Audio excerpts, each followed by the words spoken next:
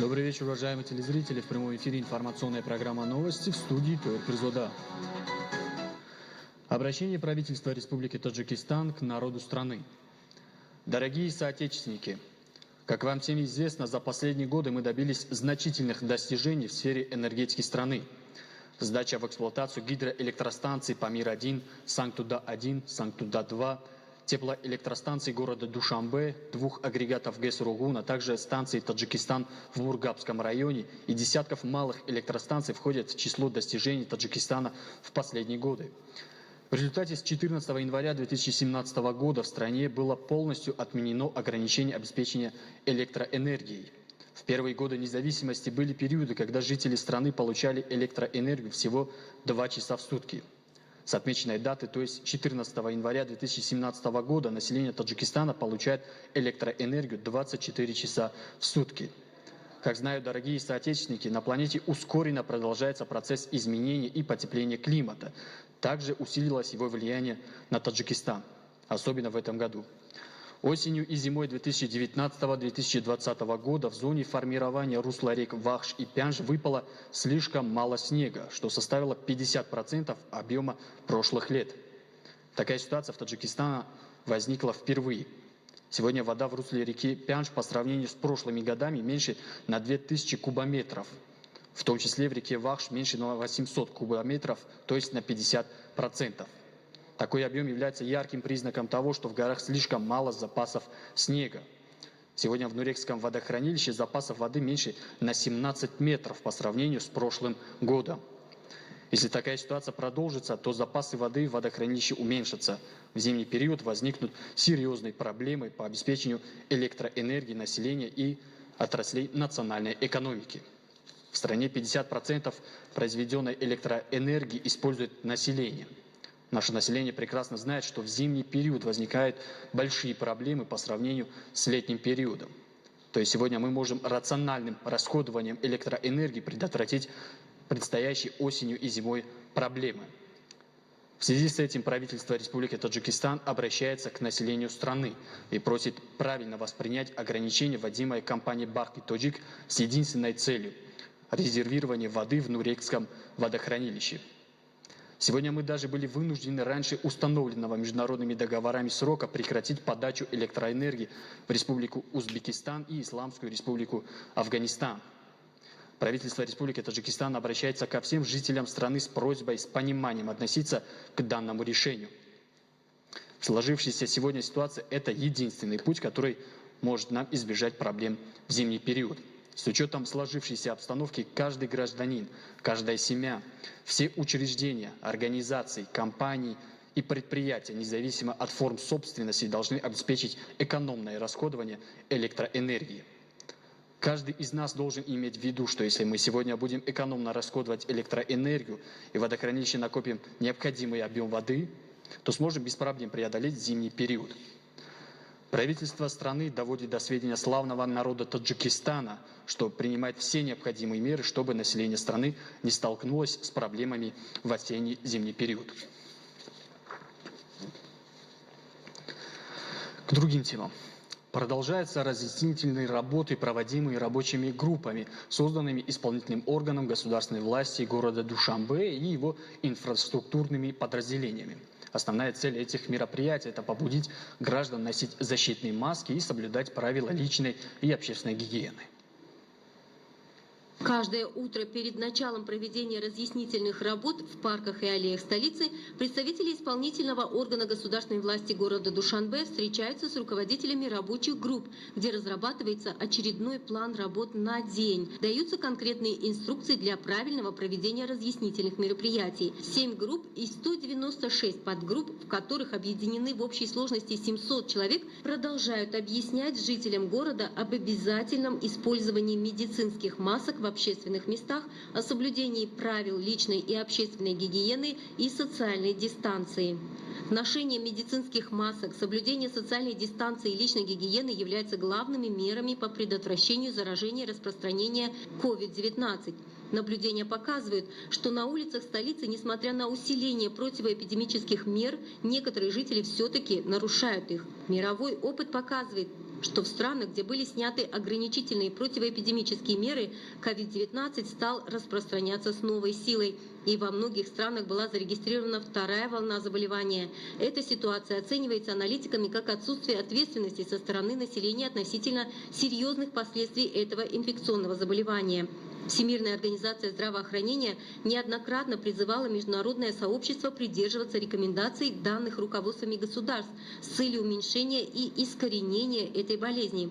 Поэтому правительство Республики Таджикистан принимает необходимые меры для предотвращения распространения этого заболевания. Исполнительный орган государственной власти города Душанбе призывает всех жителей и гостей столицы строго соблюдать правила личной и общественной гигиены, использовать медицинские маски, антисептики и соблюдать социальную дистанцию в общественных местах. К празднованию 30-летия государственной независимости Республики Таджикистан ускоренными темпами продолжаются мероприятия по благоустройству и облагораживанию. В селении Тагуба Рашского района местный предприниматель Гаюр Джурабеков со своими детьми начали ремонт и реконструкцию местной дороги, чтобы решить коммуникационные проблемы жителей. Селения Тагуба, Дооба и Каландак Джамуата Тагуби Рашского района расположены в 50 километрах от центра Рашского района, но жители все же сталкиваются с трудностями из-за отсутствия приемлемых дорог между ними. Местный предприниматель Гаюр Джурабеков со своими детьми к 30-летию независимости Республики Таджикистан и в честь годов развития села, туризма и народных ремесел решили полностью реконструировать дорогу длиной в 3,5 километра, чтобы она соответствовала современным требованиям и решились коммуникационные проблемы жителей. В настоящее время ремонтные работы продолжаются. В них участвуют как нанятые специалисты, так и местные жители, которые уделяют особое внимание качеству работ. На сегодняшний день дорога уже выровнена и прошла первичную обработку. Для строительства и реконструкции дороги используются в основном местные материалы. Так, гравий берется из реки недалеко от селения Дооба. Тем более, что этот материал соответствует современным требованиям дорожного строительства. Работы по благоустройству и строительству, проведенные семьей местного предпринимателя Гаюра Джурабекова в этом горном регионе страны, уже дали хорошие результаты. И для местных жителей это послужило хорошим примером. Каждый теперь стремится внести свой посильный вклад в благоустройство родного края. После ввода в эксплуатацию этой дороги проблемы жителей в направлении транспортировки товаров будут устранены, и будет создана благоприятная основа для процветания этого горного региона и всего Таджикистана. В Республике Таджикистан пройдет очередная перепись населения и жилищного фонда в период с 1 по 15 октября 2020 года. Перепись населения проводится с целью получить сведения о численном составе населения, о том, как оно размещается на территории страны, а также другие данные, необходимые для определения перспектив социально-экономического развития страны. В ходе переписи населения и жилищного фонда Республики Таджикистан 2020 года будут использованы современные технологии. Для проведения переписи будут задействованы более 30 тысяч человек из числа активистов, студентов, волонтеров и других. С 1 по 15 октября 2020 года в Таджикистане пройдет перепись населения и жилищного фонда. Подготовительные работы для проведения этой важной кампании были начаты в соответствии с указом президента Республики Таджикистан от 12 октября 2015 года о подготовке и проведении переписи населения и жилищного фонда Республики Таджикистан в 2020 году. Агентство по статистике при президенте Республики Таджикистан для проведения на международном уровне этой глобальной кампании согласно международным стандартам и с учетом рекомендаций подготовила программу переписи населения и жилищного фонда Республики Таджикистан в 2020 году. Переписывать население будут тремя способами: при помощи интернет-опроса, планшетов и традиционным методом заполнения бумажного варианта анкет. Первые два метода являются более удобными при обработке данных. Бумажный вариант более приемлем для отдаленных городов и районов с учетом того, что свыше 70% населения проживает в сельской местности. Перепись будет состоять из нескольких этапов. На первом из них, который намечен в первом квартале 2020 года, будут составлены списки всех домов в жилых массивах городов. поселков и сел Таджикистана. Второй организационный этап пройдет с апреля по июнь 2020 года, а третий основной этап пройдет с 1 по 15 октября 2020 года. В этот период пройдет непосредственная перепись населения и жилищного фонда республики. Четвертый этап с декабря 2020 года по август 2021 года. Процесс обработки полученных данных, и на последнем этапе в сентябре 2021 года будут объявлены подробные данные переписи. Следует отметить, что в соответствии с законом Республики Таджикистан о переписи населения, принятым 19 мая 2009 года, эта кампания проводится в Республике Таджикистан один раз каждые 10 лет.